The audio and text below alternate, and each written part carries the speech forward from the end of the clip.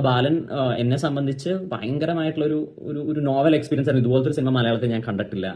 ഇത് കാണണം, ഇത് തിയേറ്ററിൽ തന്നെ കാണണം. ഇത് അറ്റ്മോസ്ഫിയർ ഏറ്റവും നല്ല സൗണ്ട് സിസ്റ്റത്തിൽ തന്നെ സുഷിന്റെ ഈ വർക്ക് കാണണം, ചിദംബരത്തിന്റെ ഈ വർക്ക് കാണണം, ഈ ആക്ടേഴ്സിന്റെ ഈ പെർഫോമൻസസ് കാണണം. അത്രയും നന്നായിട്ട് പടം ചെയ്തു വെച്ചിട്ടുണ്ട്. ക്ലൈമാക്സ് വരെ ഹുക്ക് ചെയ്തിരുത്തി അതിന് നമ്മുടെ മൊത്തം ജേർണി ആ ഒരു കംപ്ലീഷനിലേക്ക് കൊണ്ടുവരുന്ന ഒരു പടമാണ് ബാലൻ ദ ബോയ്. ഫസ്റ്റ് ഹാഫ് നമുക്കൊരു സിനിമയായിട്ട് തോന്നും, ഒരു ഭയങ്കര ത്രില്ലർ മോഡൽ, ഒട്ടും ബോറടിക്കാതെ തോന്നുന്ന ഒരു ഭയങ്കര ക്രിസ്പായിട്ട് എഡിറ്റ് ചെയ്ത് വെച്ചിരുന്ന ഒരു ഫസ്റ്റ് ഹാഫും സെക്കൻഡ് ഹാഫിൽ അത് വേറൊരു പടം തന്നെയാണ് നമുക്ക് തോന്നിപ്പോകുന്ന ഒരു രീതിയിലുള്ള ഒരു സെക്കൻഡ് ഹാഫും. പക്ഷെ അതിനെ രണ്ടിനെയും കൂടെ ഭയങ്കര അടിപൊളിയായിട്ട് ബ്ലെൻഡ് ചെയ്ത് അതിനെ സ്റ്റിച്ച് ചെയ്ത് അത് ഒരു കംപ്ലീഷൻ നമുക്ക് ആ പടം അവസാനം കഴിയുമ്പോൾ നമുക്ക് കിട്ടും. നമ്മളത് ഹോണ്ട് ചെയ്യും. ഞാൻ കരഞ്ഞു പോയി പടം കണ്ട്. സത്യം പറഞ്ഞു കഴിഞ്ഞാൽ ഇവിടുന്ന് ഇങ്ങനെ കണ്ണീരിങ്ങനെ മറ്റേ റിവർ പോലെ ഒഴുകിക്കൊണ്ടിരിക്കുകയായിരുന്നു. ഞാനൊക്കെ ഇന്റർവെല്ലിന്റെ സമയമൊക്കെ ആയപ്പോൾ ഞാൻ ലൈറ്റൊക്കെ ഇടുമ്പോൾ നാട്ടുകാർ കാണുമല്ലോ എന്ന് വിചാരിച്ച് ഞാൻ വേറെ കോൺസെപ്റ്റൊക്കെ ഇങ്ങനെ തുടച്ചൊക്കെയാണ് ഇരുന്നത്. കാരണം അമ്മാതിരി ഞാൻ കരഞ്ഞു സത്യം പറഞ്ഞു ഈ പടത്തിൽ ഞാൻ റീസെന്റ് കരഞ്ഞൊരു പടം എന്ന് പറഞ്ഞ ബാലൻ തന്നെയാണ്.